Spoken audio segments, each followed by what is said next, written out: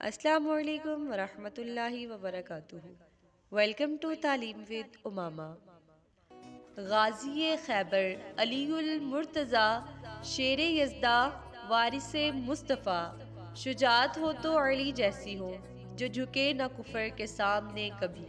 جی ہاں، ہم بات کر رہے ہیں شیر خدا حضرت علی کرم اللہ وجہہ کے بیان میں، کہ جن کی زندگی ہر دور کے مسلمان کے لیے ایک روشن مثال ہے، جس کے بارے میں نبی کریم صلی اللہ علیہ وآلہ وسلم نے خود فرمایا، جس کا میں مولا اس کا علی مولا۔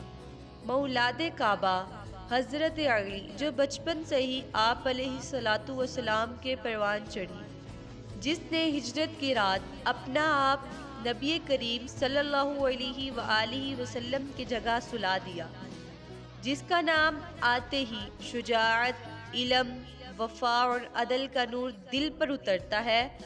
تاریخ گواہ ہے کہ 13 رجب کو خانہ کعبہ کی دیوار شق ہوئی، حضرت فاطمہ بنت اسد اندر داخل ہوئی، 3 دن تک وہ خانہ کعبہ میں رہی اور وہیں حضرت علی کی ولادت ہوئی۔ یہ کائنات کی وہ واحد عظیم ہستی ہے جن کی پیدائش اللہ کے گھر میں ہوئی، تو پھر میں کیوں نہ کہوں، کعبہ نے آج خود اپنے مقدر پر ناز کیا، جب علی نے آنکھ کھولی تو بیت اللہ روشن ہوا۔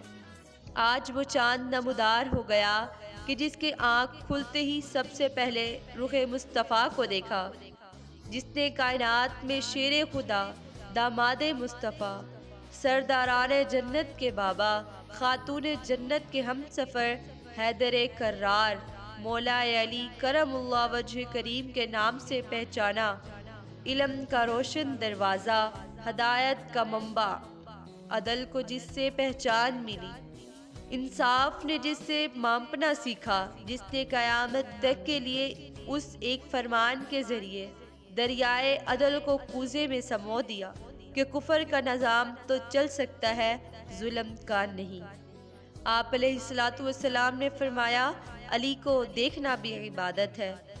اللہ تعالیٰ آپ کو اور مجھے حضرت علی کے کردار، ان کے حق، عدل کو اپنانے کی توفیق دے۔ ملتے ہیں نیکسٹ ویڈیو میں، اپنا خیال رکھیے گا۔ اللہ حافظ۔